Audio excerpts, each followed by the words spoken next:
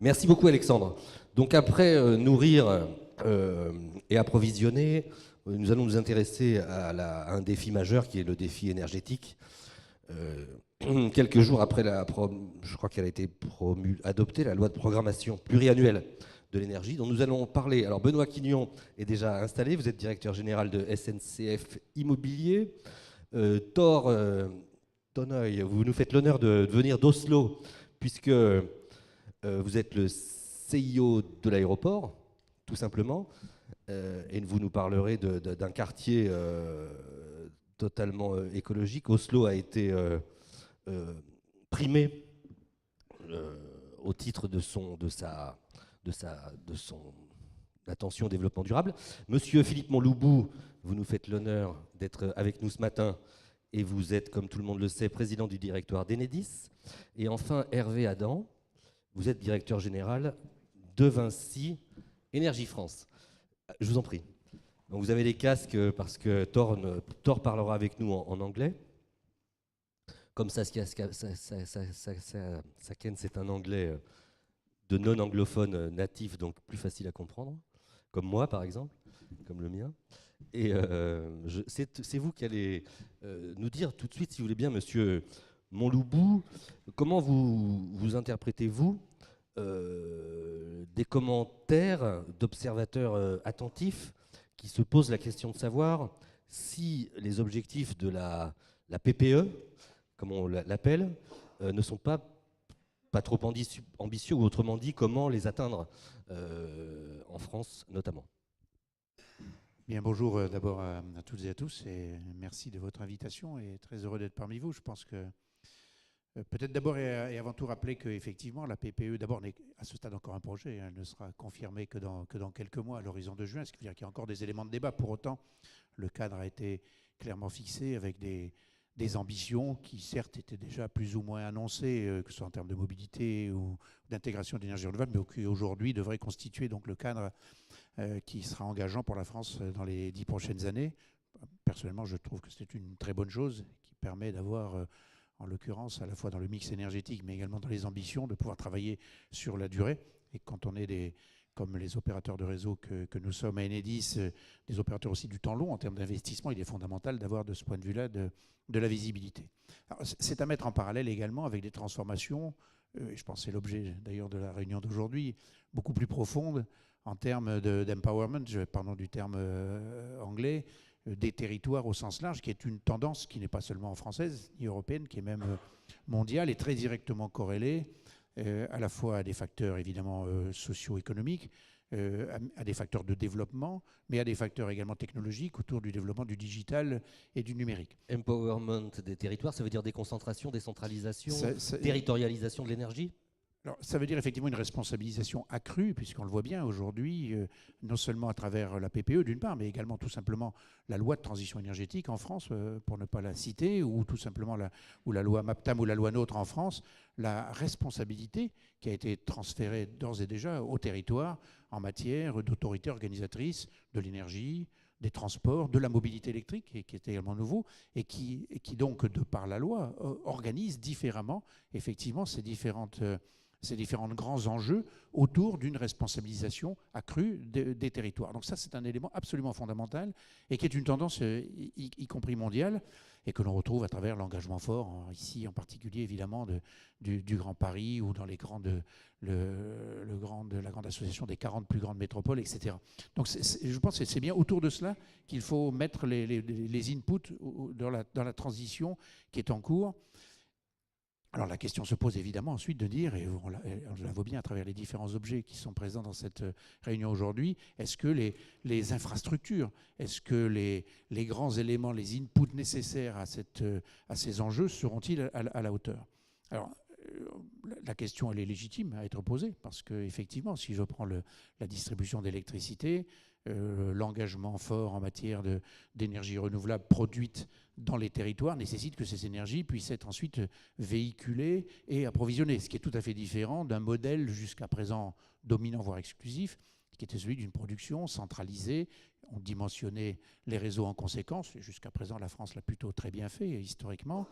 jusqu'au point de livraison. Il se trouve que là, on se trouve avec un foisonnement multiple de différentes capacités de production qui doivent être raccordées au réseau. Donc il nécessite de repenser, d'une part, le dimensionnement, effectivement, des réseaux, mais également ce qu'on appelle son opération, son exploitation, opération étant le terme plutôt anglais, et qui vient se conjuguer avec l'autre facteur technologique que j'évoquais, c'est-à-dire la capacité à disposer de données, donc une gestion beaucoup plus temps réel de ces équilibres. Parce que quand vous injectez de l'énergie et que vous en soutirez en même temps, et ça, en fonction des nuages, pour faire un peu caricatural, ou du vent, vous voyez bien que ce n'est pas tout à fait le même mode de fonctionnement que vous avez quand vous avez une énergie centralisée et que vous délivrez de manière quasiment sécure jusqu'au point final. Donc ces éléments-là sont évidemment fondamentaux. L'autre point déterminant qui peut concerner évidemment une métropole comme le Grand Paris, c'est que ces énergies dites renouvelables, intermittentes ou variables, elles ne sont pas majoritairement produites dans les cœurs de ville, vous le devinez. Je pense que c'est effectivement une évidence qui s'impose à tous. Donc ça recrée des liens nouveaux, et on voit bien d'ailleurs les discussions qui sont en cours au sens politique le plus noble du terme en ce moment, dans de nouveaux équilibres urbains-ruraux. Donc la question, elle est là encore légitime dans la capacité justement à assurer potentiellement ces transferts qui ne sont pas seulement d'électrons, qui sont d'une manière plus générale de nouveaux équilibres dans les relations au sens opératoire du terme entre les différents territoires. Elle est d'autant plus légitime, cette question, que se posent également des liens tout à fait nouveaux entre le transport, l'énergie, l'environnement et d'une manière plus générale, on pourrait parler de la sécurité, etc. Donc il appartient, là encore, d'où l'importance de ce type de réunion, de mettre en perspective et en relation étroite ces différents items qui jusqu'à présent étaient traités de manière verticale. Vous ne pouvez pas parler aujourd'hui d'énergie si vous n'avez pas intégré les évolutions de transport. C'est le cas dans le Grand Paris, avec évidemment la RATP, avec les projets du Grand Paris. Et à ce titre-là, notre rôle premier en tant qu'opérateur de réseau, c'est évidemment de répondre à la question de la sécurisation de l'approvisionnement sur la durée, ça va de soi, mais c'est d'être également partie prenante d'une économie générale, économie de ressources, économie évidemment en termes d'investissement et financier, et d'une manière plus générale de pouvoir contribuer et participer de la capacité à générer une relation plus inclusive évidemment à la population. C'est le cas quand vous participez au transport, vous permettez de construire des logements par la provision énergétique, de participer des dimensions propreté, qualité de l'air, ou tout simplement, par exemple, la pollution par le bruit, qui sont des facteurs déterminants en termes de mobilité. Aujourd'hui, je ne sais pas si ça a du sens, je ne suis pas un expert du tout, mais est-ce que vous pouvez nous dire la part d'énergie électrique produite localement? C'est infinitésimal aujourd'hui, on reste sur un modèle très centralisé. Ce défi, c'est un défi à venir largement. C'est un défi à venir. Si vous avez suivi la PPE, hein, justement, elle donne une part beaucoup plus large aux énergies dites renouvelables, donc très majoritairement décentralisées. Et ça dépendra beaucoup des différentes régions. La région Île-de-France, en l'occurrence, est une région aujourd'hui qui produit très peu de son énergie qu'elle consomme. Elle en consomme beaucoup d'abord, beaucoup plus que d'autres régions, et d'autre part, elle en produit très peu. Donc ce que l'on pourrait qualifier comme étant un déséquilibre est évidemment compensé. C'est toute la valeur aujourd'hui des réseaux maillés qui font la force des opérateurs français, en l'occurrence, et qui nécessitent que cette solidarité entre les territoires, qui est non seulement physique, mais qui est également économique, puisque la péréquation tarifaire est aussi une des conditions d'une capacité à pouvoir développer durablement une telle économie. Et c'est conciliable, on peut produire demain de façon beaucoup plus locale, tout en conservant ce principe fondamental français de la péréquation tarifaire? Absolument, je dirais même que c'est un élément essentiel, parce que pouvoir réconcilier, et on voit bien les tensions qui s'expriment aujourd'hui dans la société, qui font que, comment imaginer que certaines régions seraient potentiellement privilégiées de par une capacité à produire majoritairement une énergie quasiment gratuite qui pourrait être celle du vent ou du soleil. D'autre part, la consommation, c'est le cas des métropoles. J'imagine que ce débat, vous l'avez en permanence dans ce type de réunion. Les métropoles produisent par ailleurs une richesse qui est redistribuée d'une manière plus générale vers des territoires périphériques ou tout simplement ruraux. Donc ces principes de redistribution ont été en France historiquement consacrés par la péréquation tarifaire.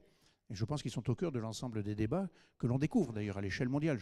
Personnellement, je voyage beaucoup pour développer aussi la smartisation, l'intelligence des réseaux à l'échelle mondiale et le savoir-faire français, y compris industriel, parce que ça fait aussi partie de cet écosystème global de comment développe-t-on justement le savoir-faire industriel français dans sa capacité à prendre le lead, je dirais, sur ces transformations sociétales.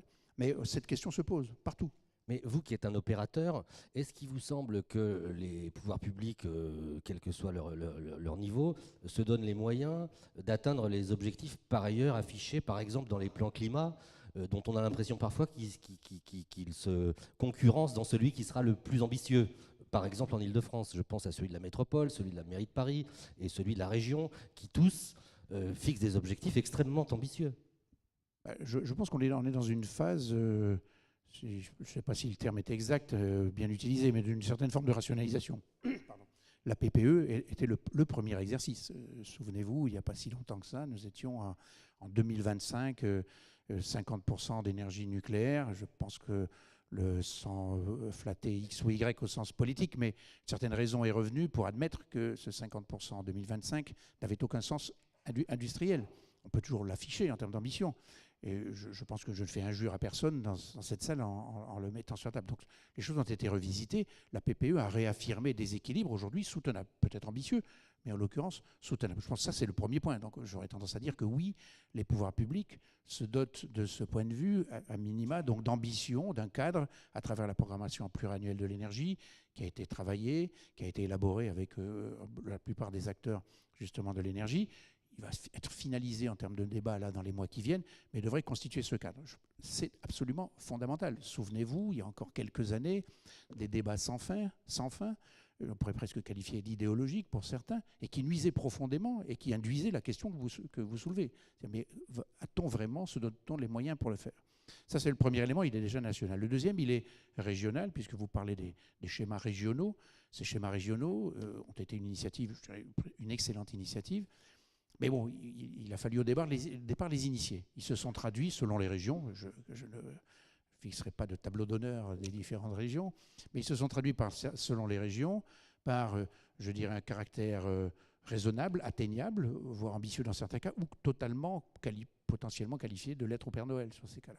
Ça nuit effectivement, ça c'est le deuxième. Mais ça aussi, c'était un temps d'initialisation de la démarche. Aujourd'hui, on retrouve, d'abord parce que là également le cadre, je dirais, régulatoire qui encadre ces schémas a progressé, avec des choses beaucoup plus engageantes. Et d'autre part, la loi a aussi progressé. C'est-à-dire qu'aujourd'hui, les schémas régionaux sont devenus engageants, sont devenus prescriptifs dans le part des régions. Ce n'est pas tout à fait pareil quand vous avez une dimension de responsabilité prescriptive que quand vous avez uniquement une liste à élaborer. Je pense qu'on a également progressé dans ce stade.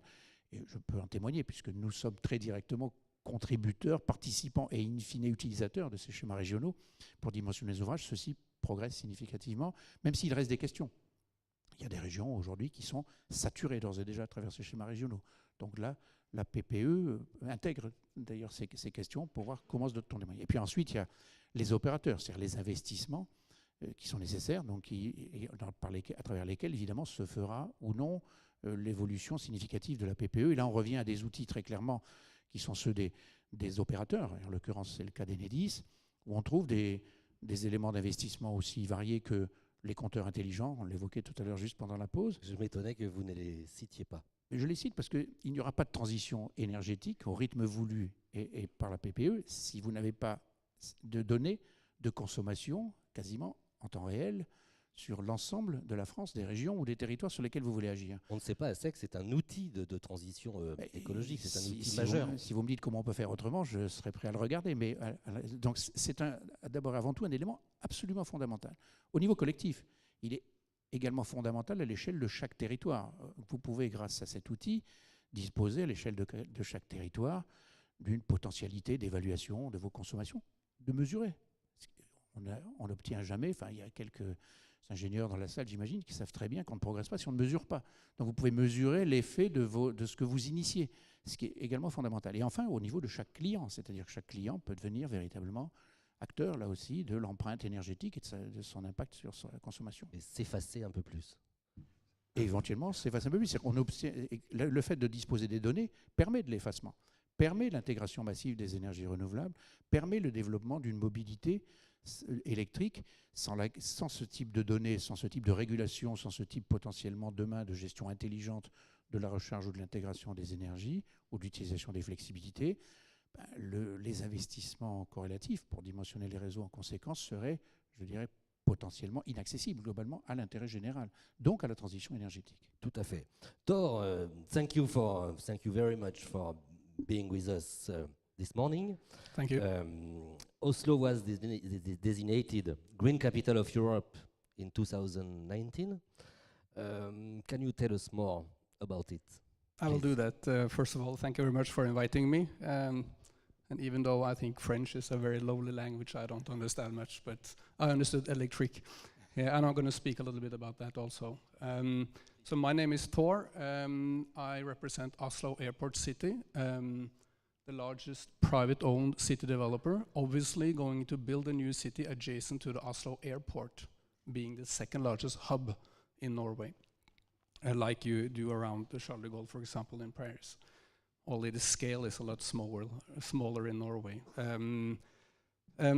For us, city development and sustainability is, of course, about energy, but it's about much more than that for us. That's one part of it. We are focusing on sustainability from A to C. And what we really do is hub development to reduce the energy use and to reduce the time you use traveling. That's for us sustainability. I saw on the news this morning at the hotel here in Paris that Airbus in 2021 will stop producing the A380, the largest commercial airline. And that's very interesting for us. That's a very clear sign. I mean, we do not want more people flying because compared to other kinds of hub development around train stations, for example, which is very sustainable, flying is not sustainable. But it's a very clear sign when they stop produce this airplane in 2021, the largest commercial one, to build smaller planes, more efficient planes. That's very, very good. But it's also very symptomatic that the reason why they do this is because their client, Emirates, stopped buying the planes. So the decision comes from the client. It should have come from Airbus. And I think that's symptomatic when it comes to energy use and sustainability in city development, that the demand comes from the tenant and the users, not from the developers and the owners. And that's quite sad. And in Norway, I think what we started to do some 15, 20 years ago was to establish, based on maybe a typical Nordic or at least Norwegian sort of capitalist, socialist, political model, a mixed-use economy, that we decided to do it all as a private-public corporation. The city of Norway and the municipality of Oslo, they don't build much themselves. But in a corporation, they make resolutions and demands as a client towards us as developers. And also, of course, the tenants make those demands. So we are forced thinking sustainable. And of course, that comes to hub development. They made a resolution, the Norwegian government, in 2008, forcing us to build only around hubs in and around Oslo. You were not allowed to build outside hubs. Not outside the airport, not outside the train stations, not even more than a 5-minute walk from the bus station. You were not allowed to develop anything. And of course, many developers thought that was pretty harsh, but it turned out that's what the tenants, the buyers, the residential, the inhabitants wanted. So then they made this resolution, and we started to make strategies to follow that in our development, and only buying land around the hubs. And the energy companies started to build up reactors around the hubs. So the way was short. And also use green energy. That's a big, big focus, because it's not necessarily that easy to use less energy. So then you should focus on green energy. Because I think, like in France and in Norway, the carbon footprint of a normal inhabitant is 50 times the footprint of an Indian or people in Asia, central places in Asia. 50 times. So if you can lower that, that's good. But if you can change it to green energy, we will think you have come a long, long way. And it started with this cooperation together with not only the municipality of Oslo, because I think that's a key. It was a cooperation with 70 municipalities around Oslo, not only the city of Oslo. They are awarded, of course, the European Green Capital Award, because we only have one capital, and it's the main city, but it's 69 other municipalities around, and they all have to cooperate on this. So you don't have to look at borders, you just have to look at the metropolitan area and cooperate, and all the developers has to follow those resolutions to build around the hubs and to focus on green energy. That's the main thing.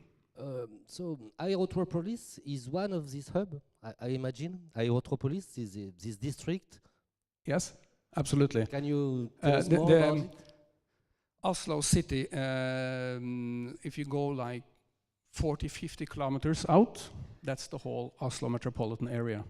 Within that circle, you have 40% of the population in Norway. They live around there. And of course, it's very far up north and west. You have to use planes, but not as much as but you have to use green energy on planes also. And that brings me back to the Airbus story, because the airport of Oslo actually has a 100% electrical plane already.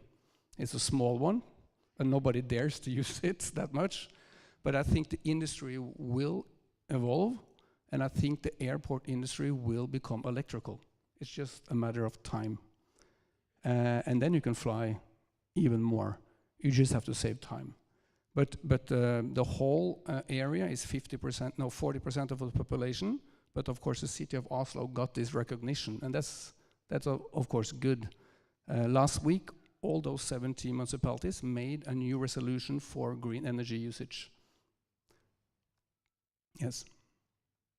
Merci infiniment. Thank you very much. Benoît Quignon, vous dirigez SNCF Immobilier. Vous êtes un immense propriétaire foncier, parfois sous-estimé, et vous avez vous-même, alors je ne sais pas si vous êtes vous-même fixé des objectifs, enfin vous avez des objectifs, je crois, de réduction de 20% de votre empreinte carbone globale. Pouvez-vous nous en dire un peu plus Alors peut-être quelques mots. Je vais reprendre en fait les termes de la conclusion de la précédente table ronde sur les espaces de logistique urbaine. En fait, on a cité, je crois que c'est Jonathan Seban qui l'a fait, le patron de Sogaris, 2 sites qui accueillent de nouvelles fonctions de logistique urbaine dans Paris intramuros, à Bercy et à Chapelle-Inter. Il se trouve que ce sont des fonciers qui étaient ou qui sont encore pour quelques semaines des actifs de la SNCF, et qu'on a en particulier à Chapelle Internationale été amené à aménager et à transformer justement pour accueillir ce type de fonction. Donc après ce petit clin d'œil, effectivement quelques mots sur d'où je parle. La SNCF, bien sûr, c'est d'abord un opérateur de transport ferroviaire, de transport aussi en bus au travers de sa filiale Keolis, donc très impliqué dans les problématiques de mobilité et donc de réduction de l'empreinte énergétique. J'en parlerai peu, même si Alain Krakowicz, je crois, le patron de Transilien, sera là cet après-midi pour vous parler de mass transit, comme on dit. Sur la partie immobilière, en fait, on est les héritiers évidemment de compagnies de chemin de fer publics et privés du 19e, et on a accumulé au fil du temps beaucoup d'objets, 25 000 bâtiments, pensez donc, 20 000 hectares, 8,5 millions de mètres carrés de surface bâtie. Et ces actifs, en fait, ils ont deux caractéristiques, à vrai dire. D'abord, ils sont éparpillés sur le territoire national, même s'ils sont souvent interconnectés avec le centre des villes, ce qui nous permettra d'évoquer également notre rôle d'aménageur. Mais aussi, ce sont des bâtiments et des actifs très anciens. La moyenne, on considère que l'âge moyen de notre patrimoine, c'est 70 ans. Donc on imagine des lieux plutôt énergivores, peu économes en carbone. Et on a effectivement décidé de s'engager dans un processus de rationalisation de ce patrimoine. Vous évoquiez la réduction de 20% de notre empreinte carbone. on s'y prépare, on s'y engage, on a déjà travaillé sur ces sujets. Et il y a, si vous voulez, trois grands sujets. D'abord, le premier sujet, c'est de réduire le nombre de bâtiments et le nombre de mètres carrés bâtis. Ça paraît une évidence, mais on estime que d'ici à 10 ans, on sera en capacité de réduire de 25 à 30% le nombre de nos bâtiments, le nombre de mètres carrés bâtis de la SNCF au travers de schémas directeurs tertiaires, industriels, ferroviaires, bâtis avec les industriels et avec les opérateurs, avec les lignes métiers de la SNCF, ce qui nous permettra bien sûr de réduire l'empreinte énergétique, mais aussi à cette occasion d'améliorer substantiellement l'efficacité industrielle de ce groupe, qui est, on le sait peu, mais d'abord un industriel et un industriel de service. C'est-à-dire que nous réparons, nous transformons nos matériels, nos rames de TGV, de TER, et nous allons beaucoup plus loin que le simple entretien au quotidien de ces matériels, tout simplement pour des raisons économiques, mais aussi pour des raisons de fiabilité, et de régularité et de réactivité. Quand vous maîtrisez l'ensemble de la ligne, évidemment, vous êtes plus en capacité de proposer un service fiable à vos clients. Donc, premier axe de travail, la réduction d'abord de l'emprise foncière. Deuxième axe d'intervention, c'est la réduction de la consommation.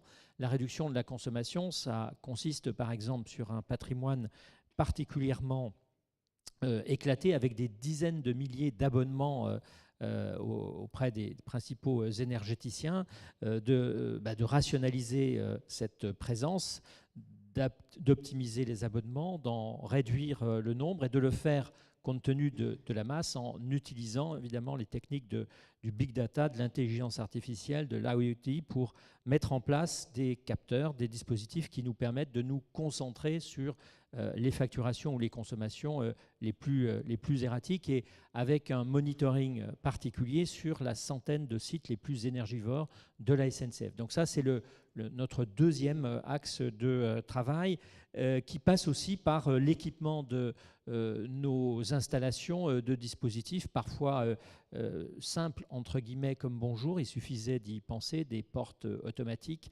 qui se déclenchent à l'entrée ou à l'arrivée des matériels et qui se referment automatiquement derrière. Ça paraît idiot, mais ce n'est pas toujours le cas. Et on a comme ça des halles par dizaines, voire par centaines, qui accueillent des matériels, des agents qu'il faut chauffer, en particulier l'hiver, et qui sont malheureusement parfois ouvertes à tout vent. Par exemple, c'est des mécanismes qui permettent un payback sous 8 à 9 mois, par exemple. Mais ce n'est pas le seul axe. Oui, non, ce que je vais vous dire, c'est une évidence, c'est que vu l'âge de votre parc, il y a des gisements là considérables de gains. Oui. Simplement en monitorant et en prenant des mesures peut-être, j'imagine.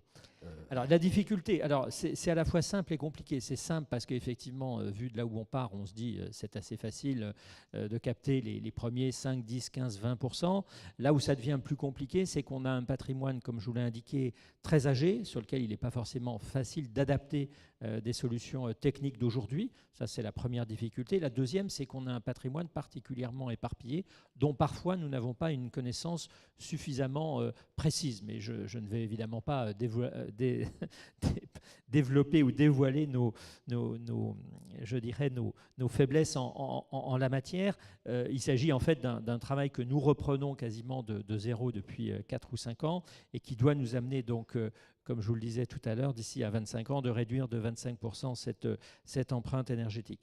Ce que je voudrais également signaler, c'est que nous sommes aussi des constructeurs, des développeurs de nouveaux bâtiments, de nouvelles installations industrielles. Et là, on essaye de se mettre complètement au goût du jour avec des bâtiments qui sont non seulement accueillants pour des process industriels très sophistiqués, très robotisés, automatisés, beaucoup plus faciles à opérer pour nos agents et pour nos ingénieurs, et qui désormais sont construits aux meilleurs standards européens avec des bâtiments réduisant au maximum la consommation d'énergie et même étant pour certains des bâtiments maintenant à énergie positive. Je pense en particulier à un atelier de 27 000 m² que nous sommes en train de développer à Hélène, près de Lille, donc un investissement d'une quarantaine de millions d'euros, dont à peu près le tiers pour l'outillage industriel qui est installé et qu'on a équipé d'une toiture photovoltaïque, de panneaux photovoltaïques qui devraient permettre combiné à une réduction des consommations, à avoir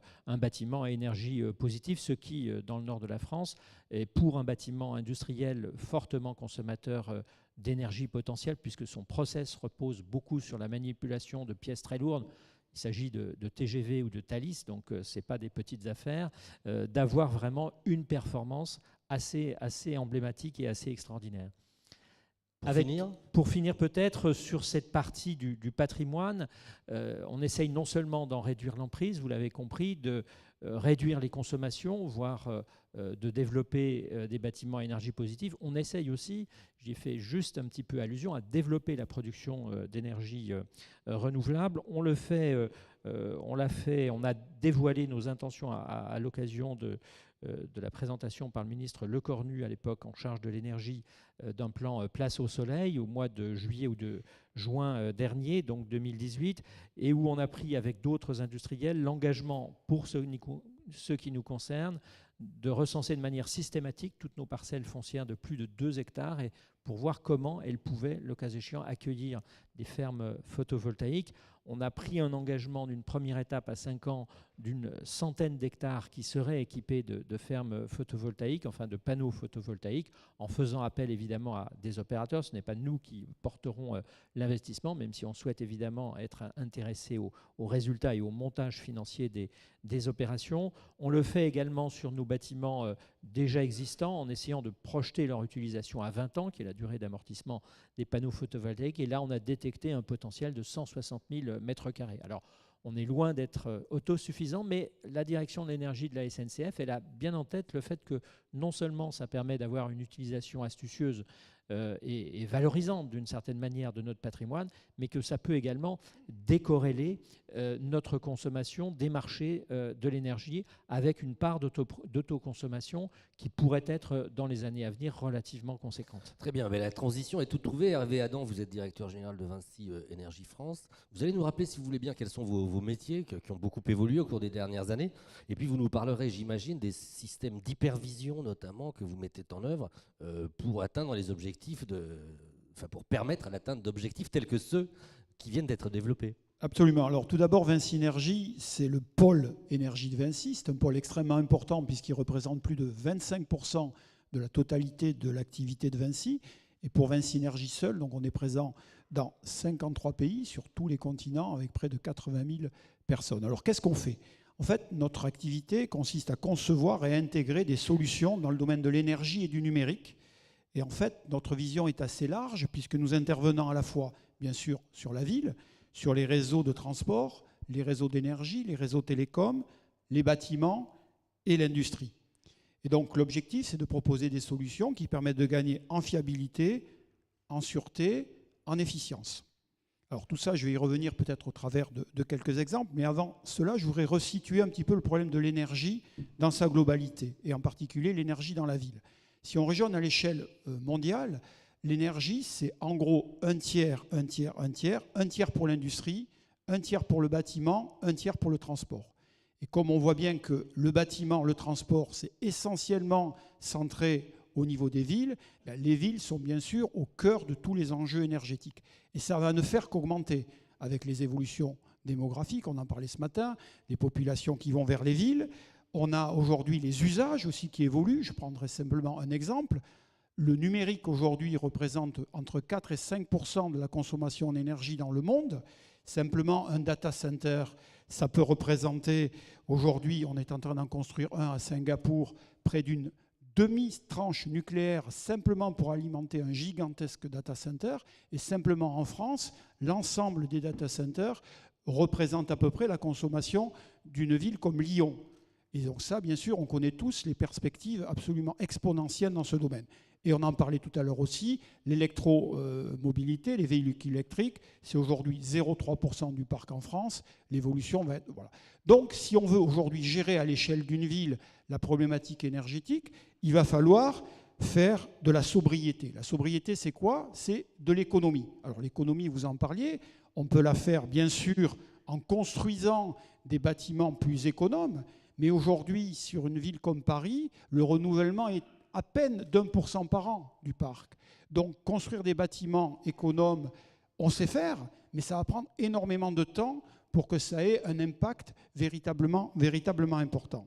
Alors, la deuxième solution, bien sûr, c'est de moins consommer sur l'existant. Vous avez donné un certain nombre de pistes. Est-ce qu'on pense, par exemple, à l'échelle d'un bâtiment, on va penser à l'isoler, on va penser à changer les équipements, les éclairages, les équipements qui consomment de l'énergie pour mettre des équipements moins énergivores. Mais tout ça, ça a des retours sur investissement qui sont longs. Quand on est dans des bâtiments comme ici, qui ont un véritable patrimoine, on ne peut pas faire n'importe quoi non plus. Et donc, il faut bien avoir en tête qu'il y a aussi d'autres solutions dont on parle moins et qui ont aussi des retours sur investissement extrêmement rapides. Je vais prendre par exemple, on parlait notamment tout à l'heure de la donnée.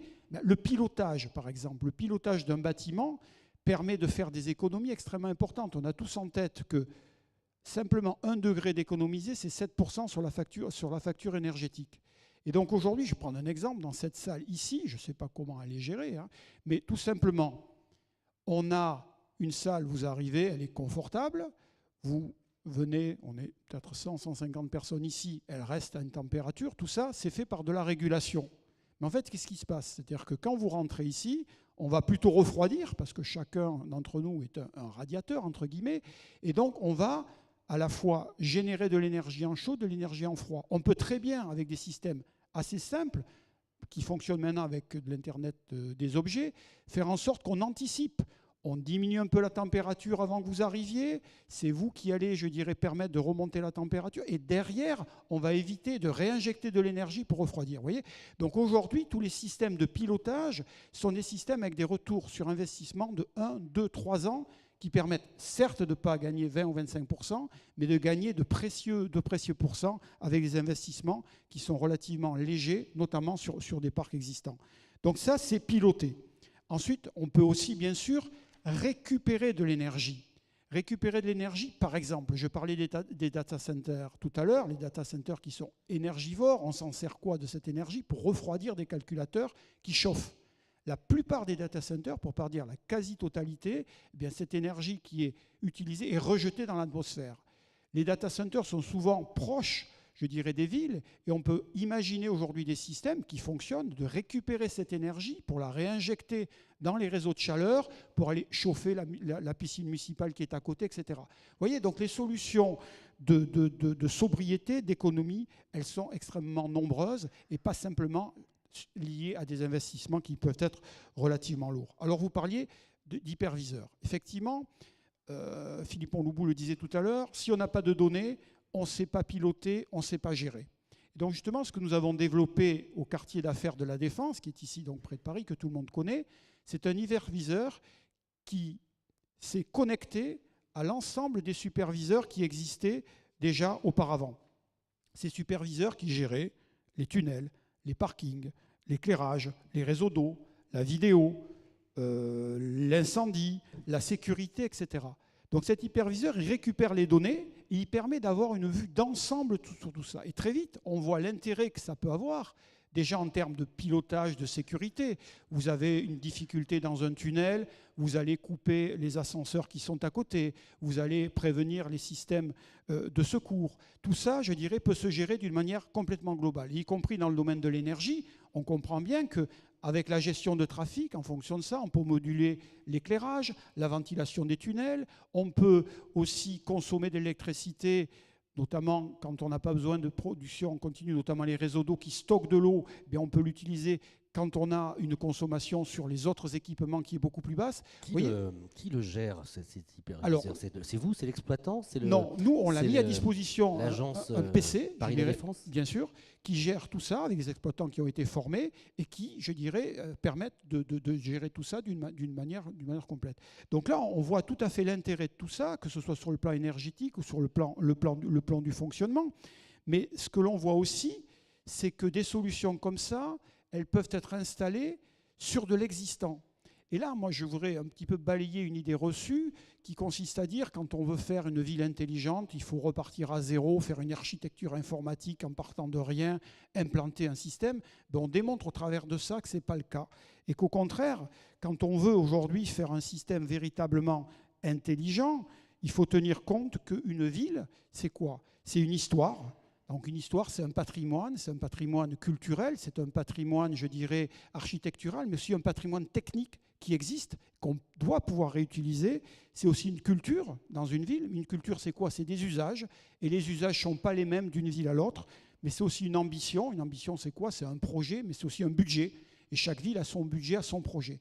Et donc, les systèmes technologiques aujourd'hui que l'on peut proposer permettent de tenir compte de tout ça et de faire aujourd'hui une ville qui va être gérée d'une manière globale, mais en tenue compte de son histoire, de son patrimoine, de sa culture, mais aussi à la fois des collectivités, des citoyens, mais aussi, on a tendance à les oublier, des entreprises qui sont aussi des consommateurs d'énergie et qui peuvent, en mixant les usages, faire en sorte qu'on arrive à récupérer les besoins qu'ils ont en chaud, de froid, pour les réinjecter dans la ville, je dirais, ou dans les habitations.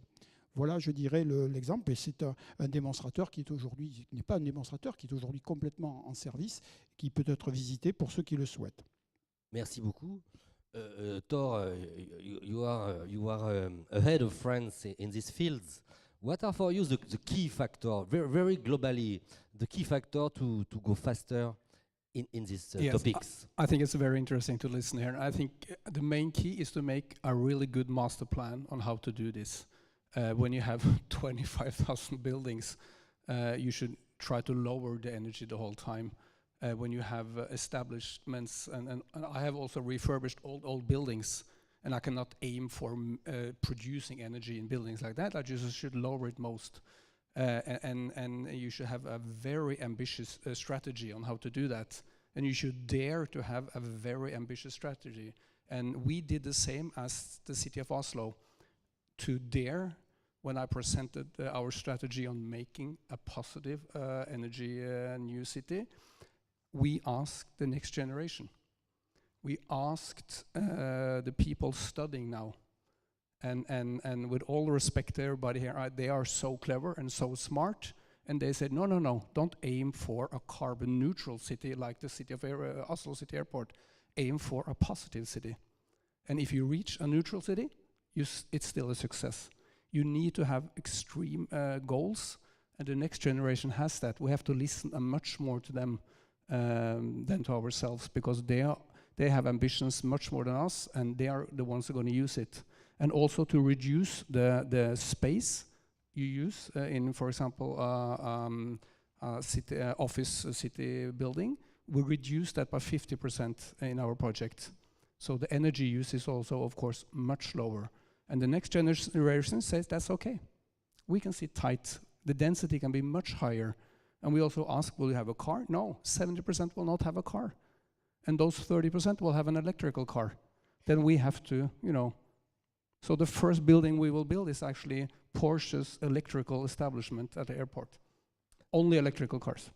Thank you very much. Même question, peut-être pour le mot de la fin, Monsieur Monloubou, quels sont les facteurs pour accélérer compte tenu de l'ambition affichée? Une réponse évidente serait de dire développons de l'intelligence, développons des smart grids, smart technologies, etc. Je pense qu'on sait le faire. Hervé le disait tout de suite également. Mais moi, j'ai envie d'insister sur un point qui me paraît fondamental et qui est l'objet je crois, de notre présence ici. Il faut revisiter totalement nos modes de fonctionnement, nos modes de travail, de manière beaucoup plus horizontaux, beaucoup plus collaboratifs. Et ça, c'est clé. Ce n'est pas nos habitudes.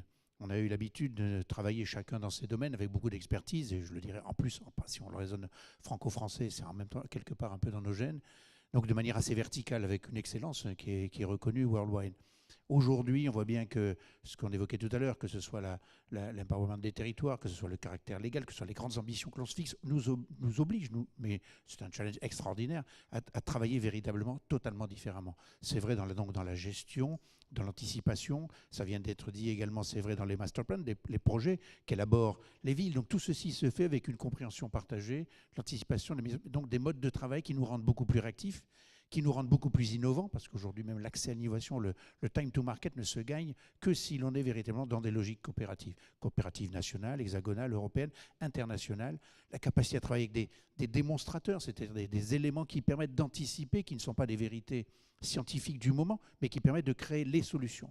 Et ça, c'est le troisième élément qui est lié à ce que je viens d'évoquer, c'est qu'on élabore des solutions sur la base, certes, de produits identifiés, industriellement développés. La France en dispose d'un potentiel extraordinaire, Mais ensuite, il faut élaborer ces solutions dans ce mode, dans cet espace beaucoup plus horizontal. C'est la seule manière d'être dans les échéances.